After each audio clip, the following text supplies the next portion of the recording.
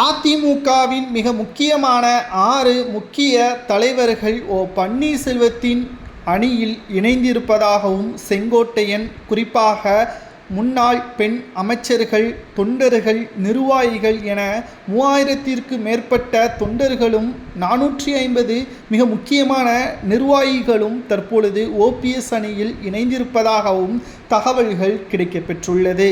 சட்டசபை தேர்தல் நடைபெறுவதற்கு இன்னும் 7 மாதங்கள் மட்டும்தான் இருக்கக்கூடிய நிலையில் அதிமுகவின் இந்த உட்கட்சியின் மோதல் திமுகவிற்குத்தான் சாதகமாக மாறுமா என்ற பல்வேறு செய்தி ஊடகங்களும் வெளியிடப்பட்டு வருகிறது.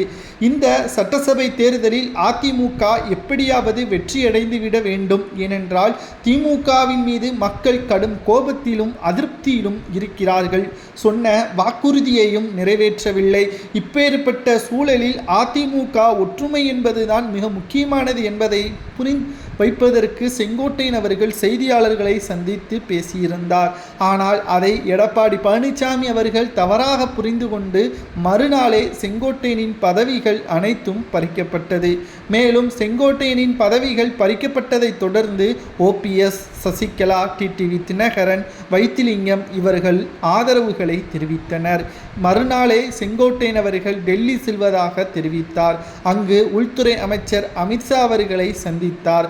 அதிமுகவில் நடக்கக்கூடிய நிகழ்வுகளை வைத்து பார்க்கும் பொழுது நிச்சயம் அதிமுக வெற்றி அடையுமா என்பது சந்தேகம்தான். தற்பொழுது நாங்கள் ஓபிஎஸ்ஸிற்கு ஆதரவுகளை கொடுக்கின்றோம். அவர்கள் கட்சியில் இணையும் பட்சத்தில்தான் வெற்றி வாய்ப்பு என்பது உறுதி செய்யப்படும் என்பதை செங்கோட்டையன் அவர்கள் தெரிவித்துள்ளார். இதனால் 6 மிக முக்கியமான தலைவர்கள் செங்கோட்டையன் அவர்கள் உள்ளிட்ட பலரும் பன்னீர்செல்வம் அணியில் இணைந்திருப்பதாக தகவல்களும் தற்பொழுது கிடைக்கப்பெற்றுள்ளது.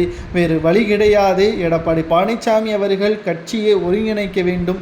இல்லை என்றால் தொண்டர்கள் மூலமாகவே கட்சிக்குள் பல்வேறு பிரச்சனைகள் நடக்கும் என்பதை மறைமுகமாகவும் நேரடியாகவும் தற்பொழுது எதிர்ப்புகளை தெரிவிக்கக்கூடிய நிலையை நம்மால் பார்க்க முடிகிறது. உங்களது கருத்துக்களை கூறுங்கள். ஓபிஎஸ் அவர்கள் மீண்டும் கட்சியில் வரலாமா அல்லது எடப்பாடி எடுத்த முடிவுதான் சரியானதா என்பதை அதிமுகவின் தொண்டர்களாகிய நீங்களே கமெண்ட் வாயிலாக கூறுங்கள். நன்றி.